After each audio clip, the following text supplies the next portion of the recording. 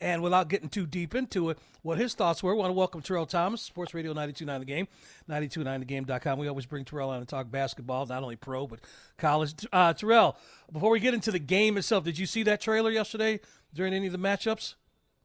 Yeah, yes, I did. Good morning, gentlemen. Happy Easter. I did have an opportunity I checked it out actually as soon as it dropped yesterday morning at 9 a.m. And it was pretty dope. I want to see a little bit more. I grew up loving Space Jam, of course. I think LeBron has a chance to be a great actor. So I want to see how they put everything together. But it was cool for the first one. I want to see a little more, though. All right. Okay.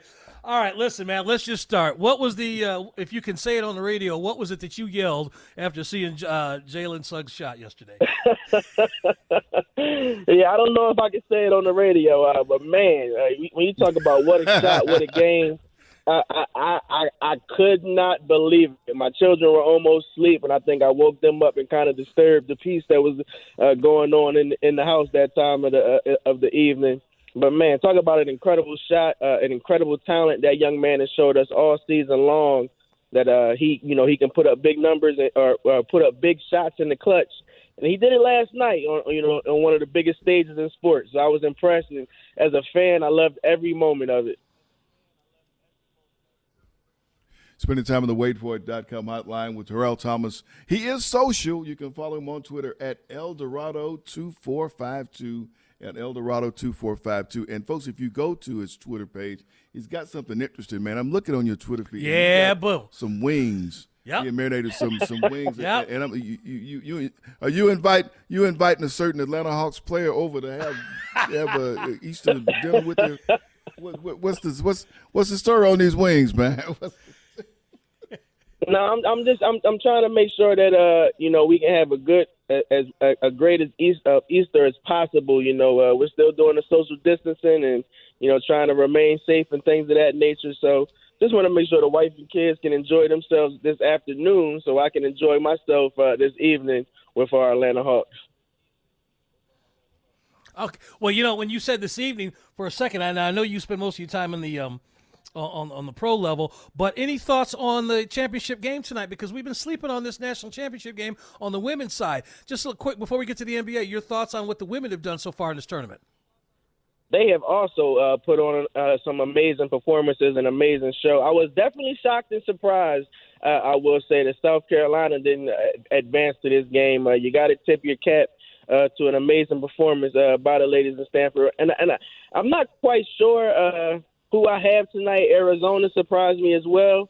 I guess they wanted to put a message out to the basketball world and the basketball guys for being left out of the video that was put out by the NCAA of the Final Four teams, with there only being 3 in the video. They wanted to send a message.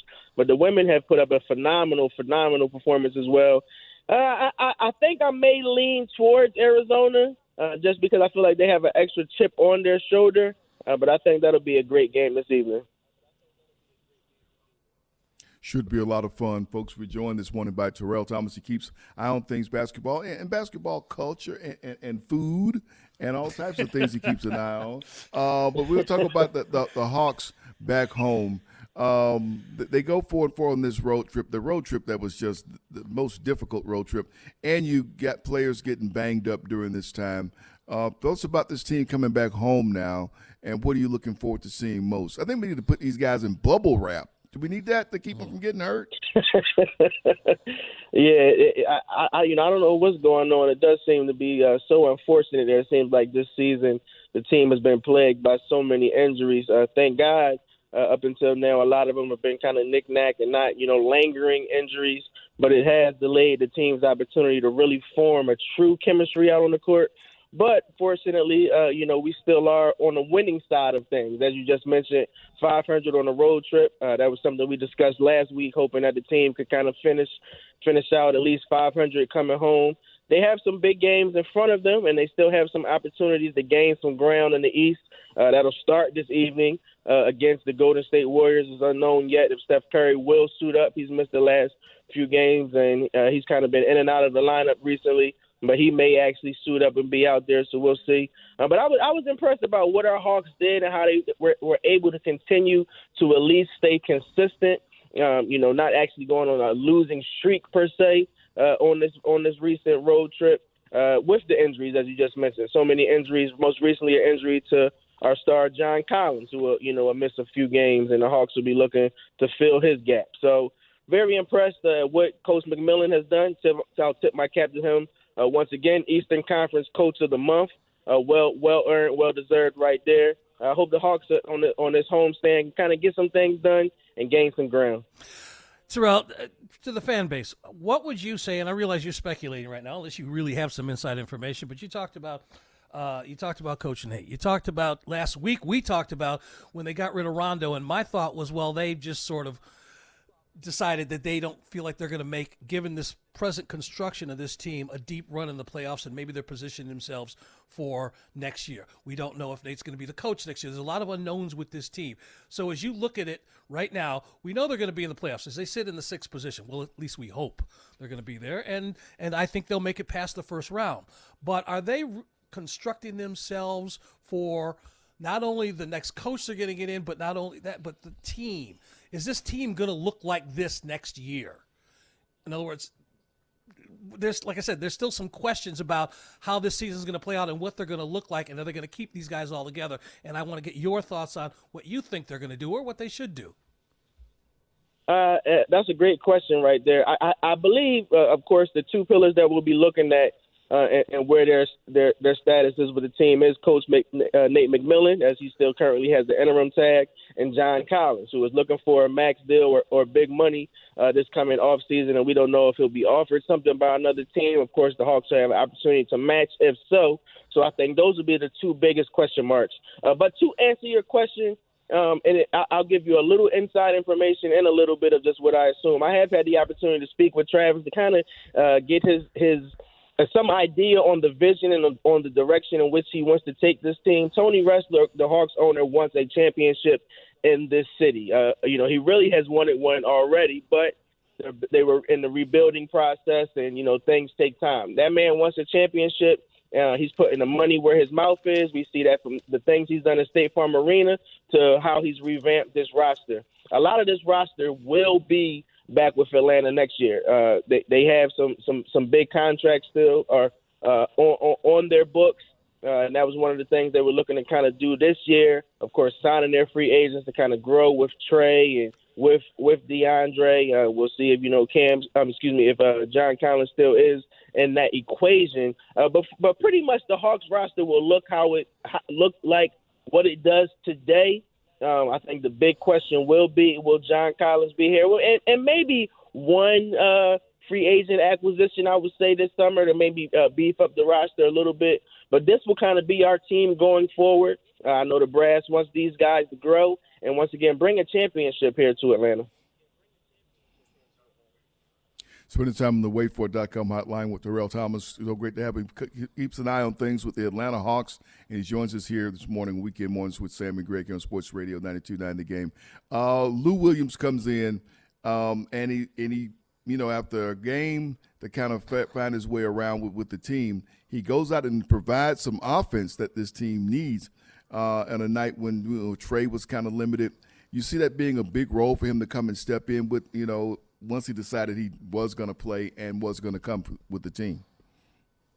Yeah, I really do. And I marvel at how Travis was able to pull that deal off. You hate to see a championship player such as Rondo leave your roster with the experience and knowledge he brings to your locker room. But the addition of Lou Williams was something that the Hawks needed desperately from a scoring aspect.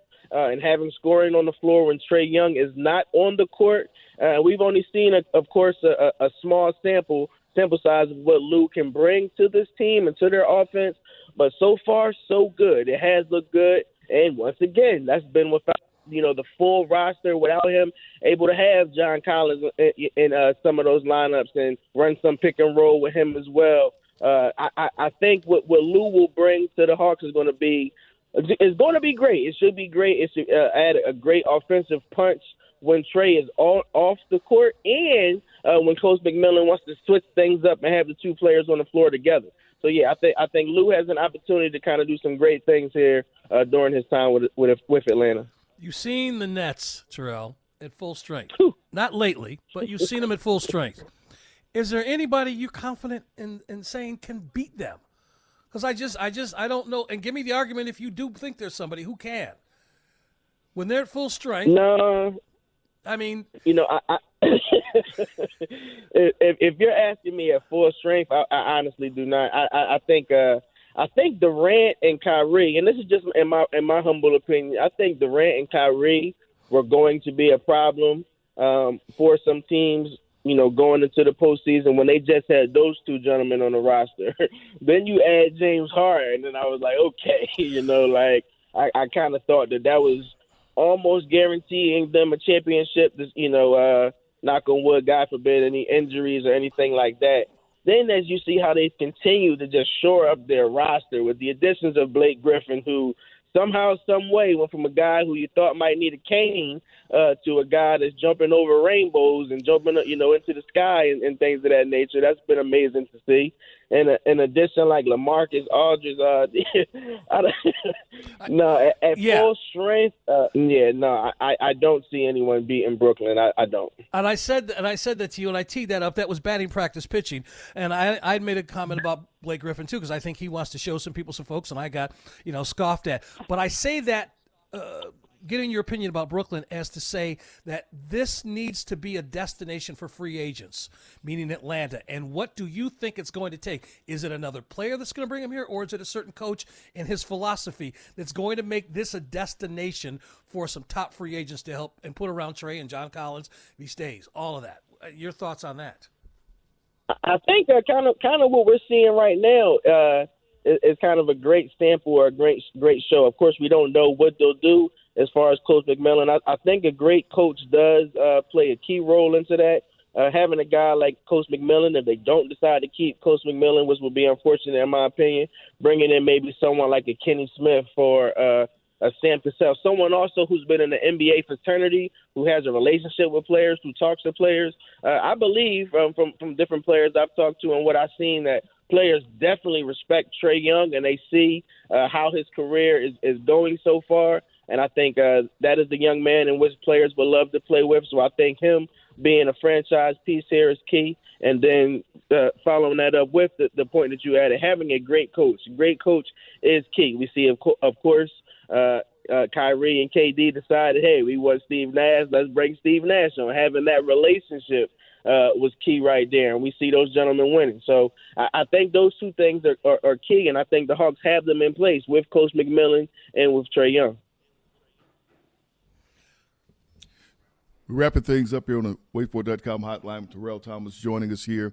Things you want to see this week and things you want to see from this team. Obviously want to see them get healthy, but to let you know that they're moving in the right direction. Things we should watch for now, because this is going to be the push for the postseason spot. Yeah, I want to see this team just continue really to build chemistry on the court. I think that's going to be key as we are, as you mentioned, moving forward and trying to gain ground as we move into the postseason. I think a lot of these teams in which we'll see as the top-tier teams, both in the East and the West, but mainly here in the East, the Sixers, the Nets, they've played together for some time. They've had some time together. Once the postseason comes, they kind of have that chemistry, that camaraderie. The Hawks, unfortunately, don't have that time behind them, that experience behind them. I do believe they have the talent on their side, though. I do believe this roster is loaded with a lot of talent. We've seen some of those players display the talent. I was very, very, very impressed with Bogey and what he's done on this road trip. I hope he can bring that back here to State Farm Arena. I just want to see these guys continue to gel. And I want to see them, of course, get healthier. That's really going to be key as we move towards the postseason. So Coach McMillan can get his lineup together and really get this team playing the kind of basketball he wants them to play, getting ready for these later months.